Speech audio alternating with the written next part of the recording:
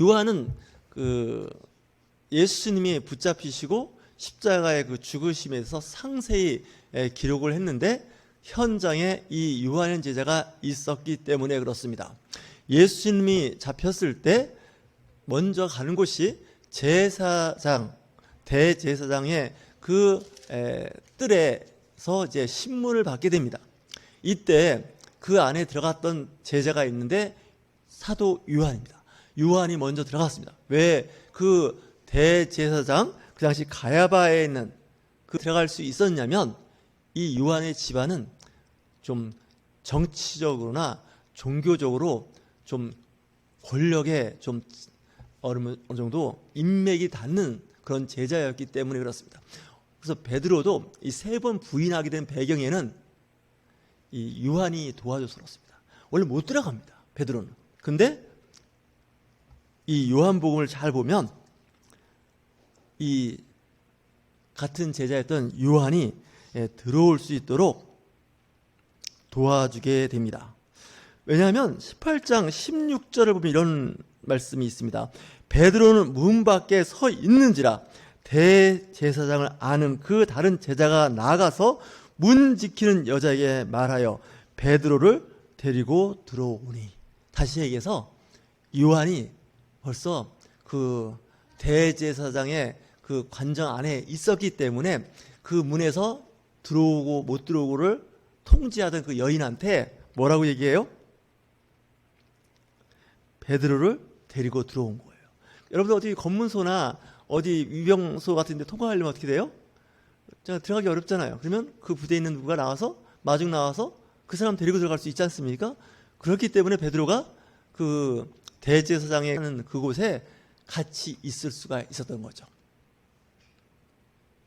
문 지키는 여종이 베드로에게 말하되 너도 이 사람의 제자 중 하나가 아니냐 하니 그가 말하되 나는 아니라 하고.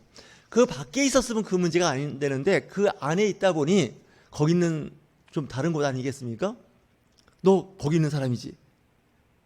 예수 따라다니던 그 갈릴리 사람이지. 딱 알아본 겁니다. 이 갈릴리에 사는 사람은 약간의 그 사투리가 있었다 그래요. 얘기를 하는 거 보면 저 사람은 그 갈릴리 호숫가 근처에 살고 있는 사람이다. 이런 생각이 들겠죠.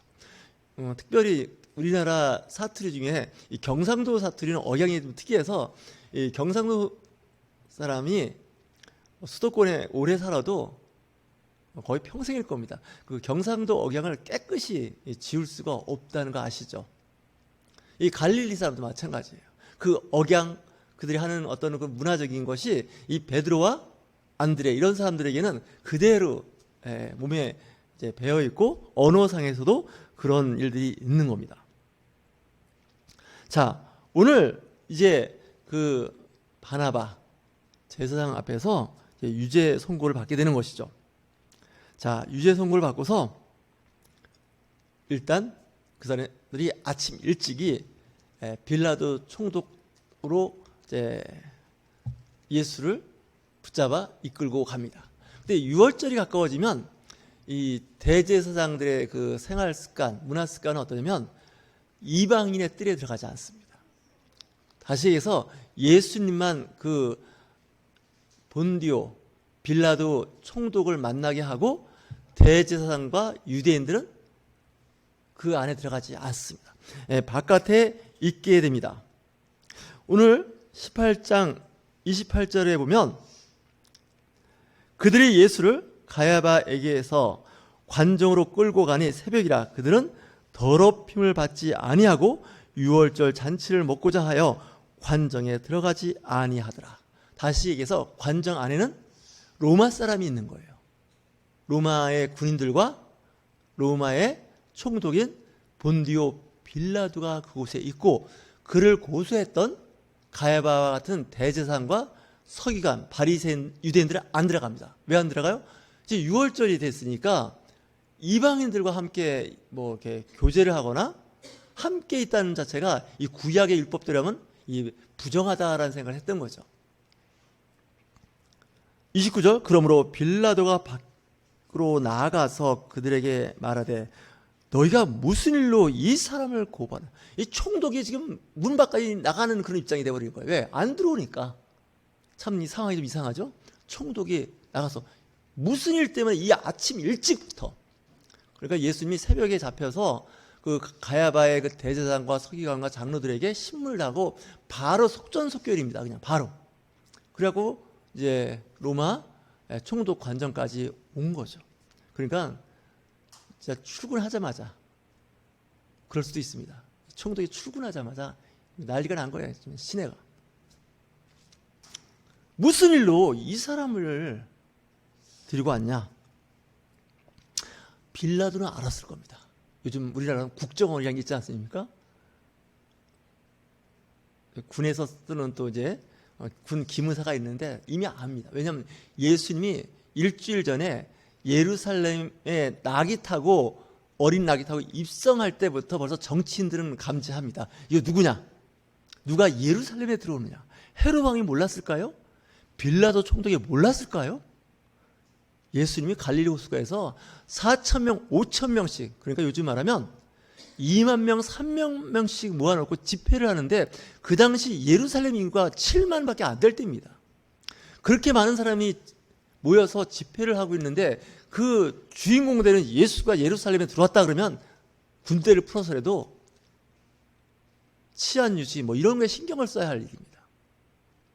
근데 헤롯 왕도 빌라도 총독도 별로 신경 안 씁니다. 왜냐하면 예수는 세상에서 폭동을 일으키고 시끄럽게 하는 그런 그 어떻게 보면 시위하는 그런 집회를 하는 분이 아니라는 걸 알았던 거죠. 만약에 예수가 예루살렘 와서 그 어떤 정치적인 입지를 높이려고 했으면 빌라도 총독과 로마 군인, 분봉한 헤롯 가만히 안 있었을 거예요. 예수는 평화의 왕이에요. 그러니까 빌라도 입장에서는 이거 무슨 일이냐? 모를 리가 없는데 이게 무슨 일이냐는 거예요. 그런데 그를 데리고 왔던 종교 기득권자들은 뭐라 그래요? 이 사람이 행악자가 아니었더라면 우리가 당신에게 넘기지 아니하겠나이까? 이렇게 얘기하는 거예요. 악을 행했다는 거예요. 빌라도는 이미 다 알고 있어요. 왜? 군인 기무사. 국정을 통해서 이미 알고 있어요. 예수님은 그런 사람이 아니라는 거예요. 그럴 이유가 없다는 거예요. 그러니까 뭐라 그래요? 이거 보니까 너희들 종교 문제인데 그 종교 문제 너희들이 해결해라. 종교 지도자 아니냐? 종교적인 문제 갖고 온 거 내가 알고 있으니까 너네들 스타일로 해. 이렇게 얘기한 거죠. 그랬더니 사람들이 뭐라 그래요? 죽이고 싶은데 우리에게는 사람을 죽이는 권한이 없나이다. 이상한 사람들이에요. 스데반은 설교 한 편에 돌로 때려서 죽인 사람들이 예수는 자기들이 죽일 수 없다 그래서 자기들의 손에 피를 안 묻히려고 그랬던 거예요. 왜냐? 이방인 손에 죽게끔 하려고 한 거예요. 그러니까 세상을 살다 보면 악한 사람들이 있어요. 자기 손에 피를 안 묻히려고 다른 사람에게 마치 살인 청부하듯이 악한 일을 이렇게 떠넘기는 사람들이 있습니다. 이런 사람들 조심하셔야 되죠. 자, 이에 빌라도가 다시 관정에 들어가 예수를 불러 이르되 내가 유대인의 왕이냐? 이렇게 묻는 겁니다. 그러니까 이 관정을 이 문을 소위 말하는 검문 속에 있죠. 유영석을 딱 넣고 벌써 이게 서로 얘기가 왔다 갔다 하는 거예요. 유대인들이 그곳에서 끌고 들어와야 되거든요. 유대인의 그 지도자들이 예수를 끌고 로마의 법정까지 들어와야 되는데 안 들어옵니다. 예수만 등 떠밀고 이거 어떻게 죽여달라는 거죠. 그러니까 이제 빌라도 총독도 제가 보기엔 참 이거 정말 대책 안 쓰는 일이죠. 다시 관정으로 들어와서 예수님한테 묻습니다. 거기는 유대인들이 이제 없습니다. 예수님과 빌라도 둘이서 이제 어떻게 보면 독대에 가까운 거죠. 서로 대화하는 것이 오늘 지금 수요 예배에 지금 말씀을 나누는 겁니다. 예수님하고 이 총독하고 둘이서 이야기하는 거예요. 이렇게 이야기합니다. 내 나라 사람과 대제사장들이 너를 내게 넘겼으니 내가 무엇을 하였느냐? 너 유대인 왕? 유대인 맞지? 그 유대인들이 나한테 너를 넘겼는데 내가 너를 보니 청년이에요. 33세. 30대 초반의 청년인데 또 무슨 일을 했기에 이런 일이 생겼느냐 이거죠.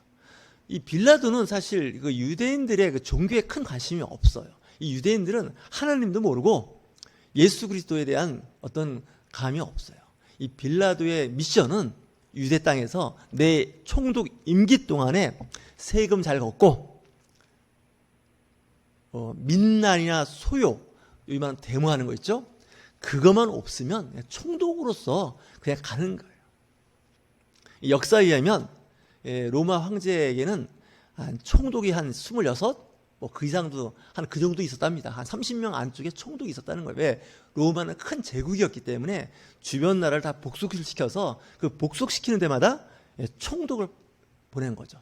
그러니까 이집트도 로마 제국의 관할이니까 총독이 있고, 뭐 시리아, 레바논 뭐 다 있습니다.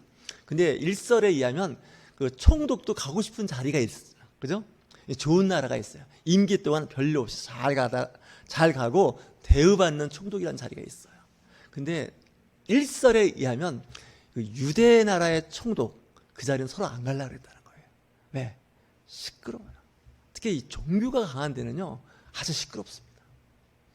빌라도도 우리 시체말로 하면 재수 없는 거예요. 자기 임기 때 이런 사건이 벌어진 거예요.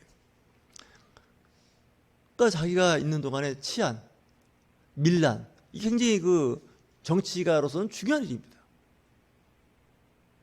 근데 가만히 보니까 이 종교 문제에 의해서 한 청년이 죽게 생긴 거예요. 예수께서 대답하시되 내 나라는 이 세상에 속한 것이 아니라. 좀 깜짝 놀랄 수밖에 없죠. 아니 잡혀온 그 청년이 내 나라, 나는 유대인의 왕인데 이 땅에 속한 나라가 아니라는 거예요. 그 얘기는 뭐냐면 내가 밀란이나 일으켜가면서 정치권하고 싸워가면서 하나님의 나라를 세우는 그런 세상의 왕이 아니라는 거예요. 세상의 지도자가 아니라는 거예요. 이 세상에 속한 나라의 왕으로서 내가 할 일이 있었다라면 내가 여기에 지금 잡혀오지 않도록 나를 따르는 12제자가 있었지 않습니까? 그리고 5,000명, 남자만 5,000명, 남자만 4,000명 나한테 식사 공개를 받은 사람들이 있어요. 병 나은 사람도 있고요. 귀신 나간 사람도 있고 그 수가 헤아릴 수가 없어요. 왜? 아침부터 밤늦게까지 환자 고친 거. 그 고친 사람들이 그 은공을 생각해서 왔어도 예수님은 십자가에 처형당하지 않을 수 있는 거예요. 그러면서 내 나라가 이 세상에 속한 것이었더라면 내 종들이 싸워 나로 유대인들에게서 넘겨지지 않게 하였으리라. 이제 내 나라는 여기에 속한 것이 아니라. 딱 선을 그어버리는 거예요. 내가 추구하고 내가 원하고 내가 세우고 확장시키는 나라는 이 세상, 이 시대에 세상 사람들이 생각하는 나라가 아니라는 것을 말씀하고 있는 거예요. 이거 굉장히 중요한 겁니다. 그리스도인들이 우리가 이 세상 삽니다.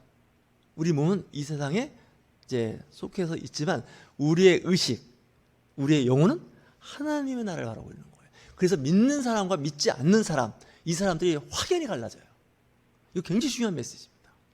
왜냐하면 예수님께서 18장 11절에 이렇게 말씀하십니다.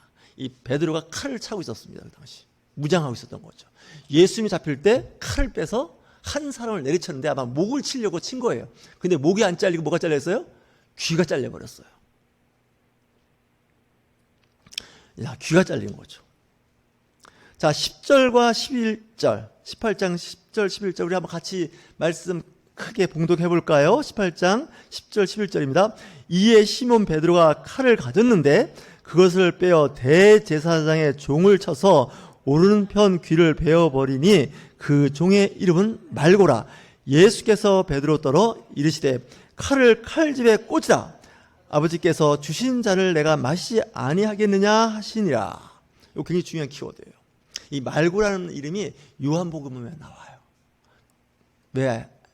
요한은 이 말고라는 사람이 대제사장의 그 부하라는 걸 알고 있어요. 평상시에 이 대제사장 집안하고 친분이 있는 사람이에요, 이 사람이. 그러니까 말구라 이름도 알고 그 대제사장의 그 관정에 들어갈 때도 같이 데리고 들어갈 수가 있었던 거예요, 베드로를. 자, 예수님께서 베드로에게 뭐라 그래요? 너 잘했다. 그래, 칼로 쳐라. 이게 아니라 뭐라고 하십니까? 아버지께서 주신 잔을 내가 마시지 아니하겠느냐 하시. 예수님 벌써 알았던 거예요. 내가 십자가에 죽어야 한다는 걸 알았던 거예요. 아버지께서 내게 주신 잔, 그 죽음의 잔이에요. 독배예요. 이거를 내가 마시지 않겠느냐는 거죠. 예수님의 그 위대하심이 여기서 나와요. 하나님께서 말씀하신 걸 지키는 거예요. 죽음으로 지키는 거예요. 우리는 어때요? 하나님 말씀을 하면요, 손해를 볼 것인지 안 볼 것인지 먼저 계산부터 하는 게 우리 생각이에요. 신앙 공동체에서 뭐 하면 어때요? 손해를 볼까, 이익을 볼까, 아니면 이것도 저것도 안 먹고 다닐까 하잖아요. 근데 예수님 뭐라 그래요?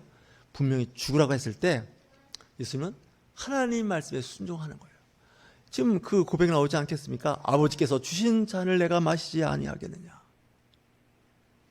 지금 빌라도 앞에서 어떻게 얘기해요? 내 나라는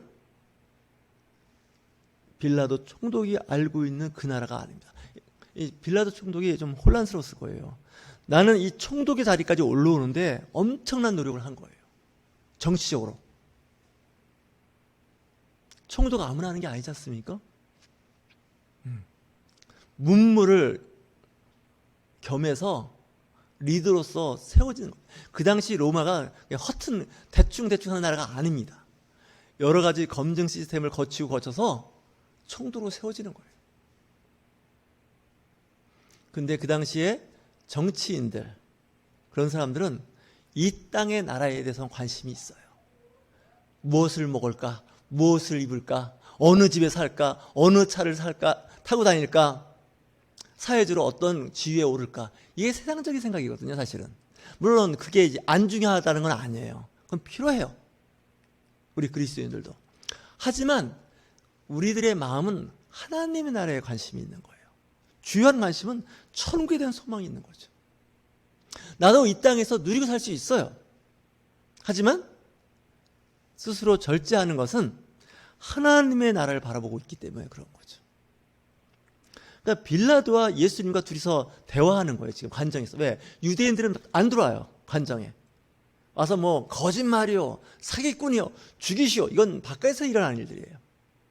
안에서는 지금 총독과 예수님과 대화를 하는 거죠. 빌라도가 다시 얘기합니다. 그런데 내가 왕이 아니냐. 저들이 지금 그렇게 너를 고소했는데, 왜냐하면 이 황제, 로마 황제가 세우지 않은 왕은요, 역적입니다. 분봉왕조차도 로마 황제의 그 허락이 있어야 됩니다. 임명이 있어야 되죠. 우리나라는 지금 대통령제지만 대통령은 인사권자입니다. 근데 대통령이 임명하지 않았는데 내가 뭐 장관입니다, 감사원장입니다, 대법원장, 이렇게 할 수 없지 않습니까? 근데 예수님은 내가 유대인의 왕이라는 거예요. 빌라도가 볼 때는 이거 좀 이상한 청년이에요. 상식적이지 않아요. 아니 30대 초반의 젊은 청년이 나는 유대인의 왕이라는 거예요. 내 나라는 이 땅에 속한 나라가 아니라는 거예요. 이렇게 되니까 이 빌라도가 당황스러운 거죠. 이거 뭐지? 나는 이 총독까지 올라오는데 정말 엄청난 노력을 했죠. 그랬는데 이 청년은 좀 이상한 거예요.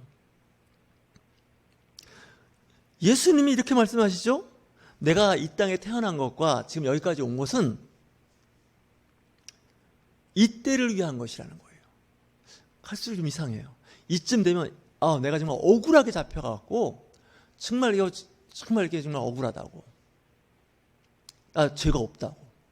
나는 이제 무죄 석방돼야 된다고. 보통 사람들을 다 그렇게 합니다. 그렇지 않습니까? 저들이 날 미워해서 죽이려고 하는데 나는 어디 가서 남의 거 훔쳐본 적도 없고 거짓말을 한 적도 없고 병든 자 고쳤고 귀신 들린 자 귀신 내쫓아줬고 내가 로마 정부에 반대되는 말을 했으면 얘기하시오. 세금 문제 들고 나왔을 때 유대인들이 가이사의 것은 가이사에게, 하나님의 것은 하나님에게 이렇게 얘기했던 사람입니다. 그건 총독이나 헤롯 왕이 볼 때는 아무 문제가 안 돼, 정치적으로. 왜? 세금 내지 말고 하나님께만 드리라 그러면 이 로마에 속국에 있던 유대 나라는 이건 역적이에요. 그렇지 않습니까? 아니, 세금을 내지 말라고? 이거 있을 수 없어요. 근데 예수님은 뭐라 그래요? 로마 황제 것은 로마 황제에게. 그건 뭐예요? 국가가 원하는 것은 국가에게. 하나님께 드려야 할 것은 하나님에게. 물론 이제 국가도 자기 스스로의 독립된 국가가 아니라 로마 제국의 식민지였으니까. 근데 예수님은 식민지라 하더라도 그 로마 통치권자가 누구냐? 그 데나리온, 그 은하는 누구의 화상이 있느냐? 가이사 황제 아닙니까? 그러니까 가이사 황제에게 주어라. 우리 그리스도인들도 마찬가지죠. 우리가 직장생활하고 사업에서 돈을 벌면 어떻게 해요? 국가에 세금을 내요. 그리고 또 하나님께 드릴 건 하나님께 드려요. 총독이 볼 때 이게 문제가 안 돼요. 정치권에서 문제가 안 돼요. 예수님도 그렇게 얘기할 거예요. 내가 로마에 대항해서 독립투사가 아니라는 거예요. 예수님은 그렇게 안 했어요. 가끔 뭐 이렇게 헤롯 왕이나 그 총독이나 가이사에 대해서 뭐 좋게는 생각 안 하셨지만 아주 그걸 극심하게 반대하는 분은 아니었죠. 그래서 예수님께서 이렇게 말씀을 하시는데 자꾸 이게 그 본디오 빌라도하고 서로 지금 대화가 이상해지는 거예요. 안 맞는 거예요. 질문하고 대답하고 질문하는데 소통에 지금 문제가 있는 거예요. 왜 그럴까요? 세상하고 소통하기 때문에 그래요. 지금요. 빌라도는 세상 사람의 권력의 중심에 있는 사람이에요. 그 당시 유대 나라에. 근데 예수님은 하나님의 나라의 특사예요. 하나님의 독생자 아들이에요. 그러니까 하나님 나라의 왕자와 이 세상의 통치자가 서로 대화를 하는데 대화가 순탄하게 되어질 리가 없다는 거죠. 우리가 사람들끼리 대화할 때 왜 대화하는데 소통하는데 어려움이 있느냐? 서로 보는 관점, 생각하는 거 이게 달라서 소통에 어려움을 겪는 거죠.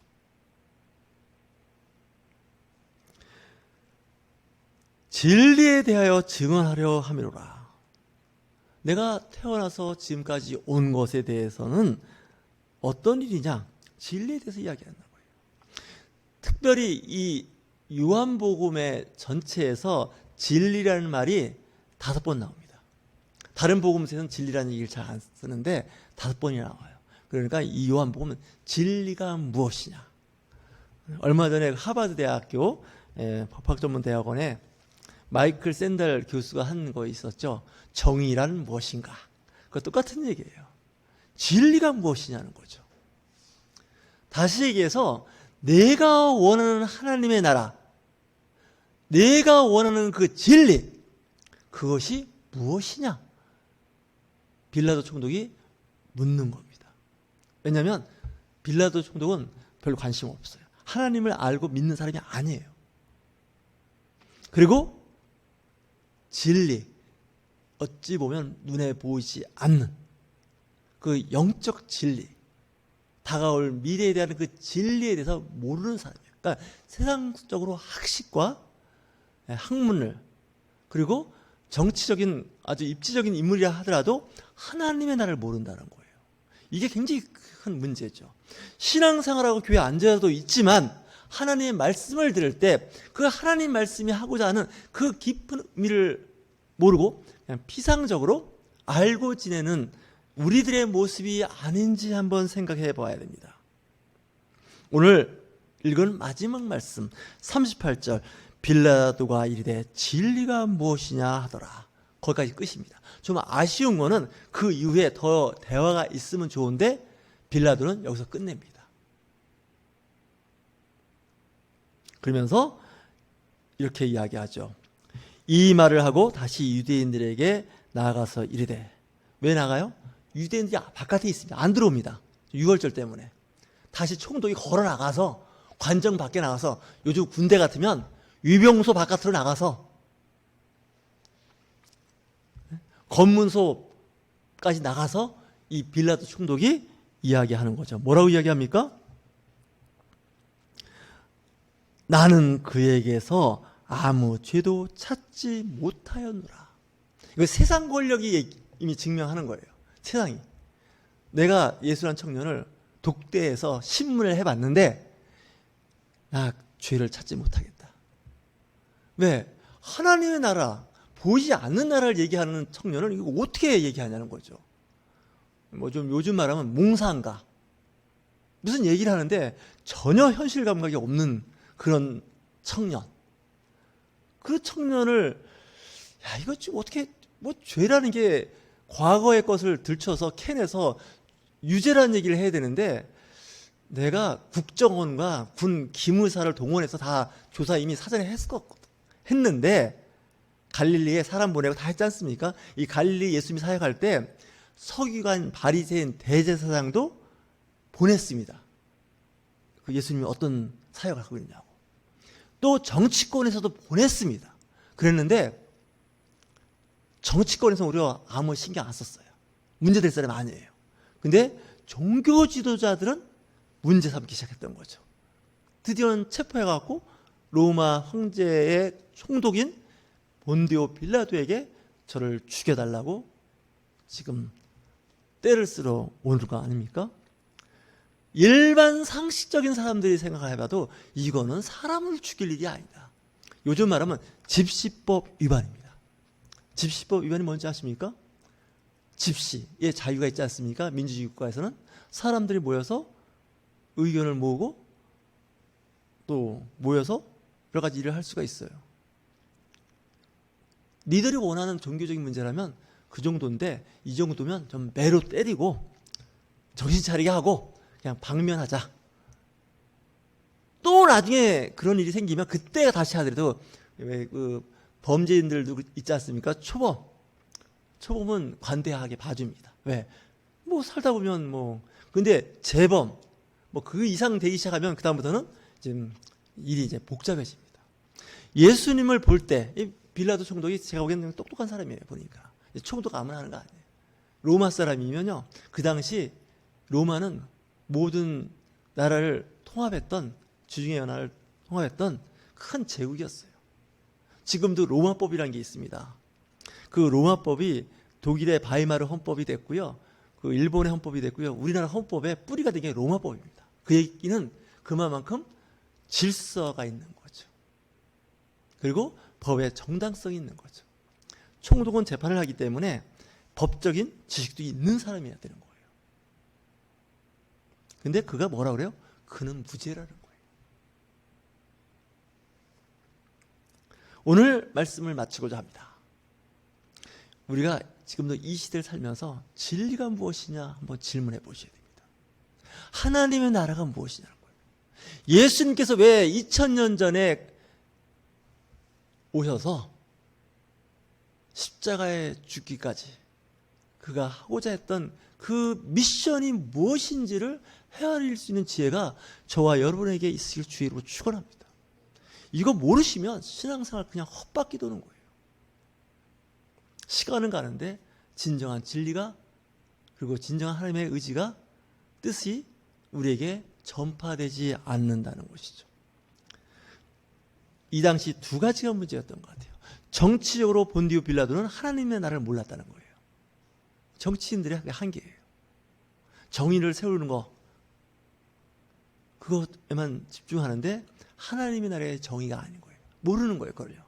또 한 그룹은 종교 지도자들의 문제예요. 당시의 종교 지도자들은 눈먼 봉사였다는 거예요. 맹인이었다는 거예요.